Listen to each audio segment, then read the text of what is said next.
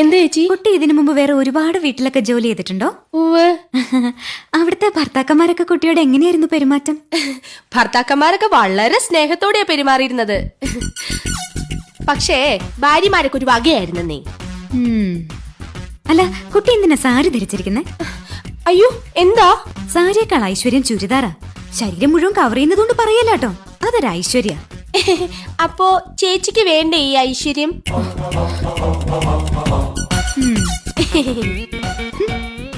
അതെ.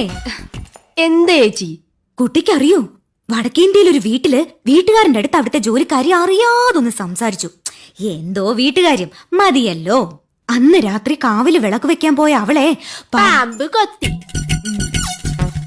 അതെങ്ങനെ നിനക്കറിയാം? മുമ്പ് ഇവിടെ നിന്ന ബിന്ദു പറഞ്ഞായിരുന്നു. ഓ, അപ്പൊ എല്ലാം അറിയാം.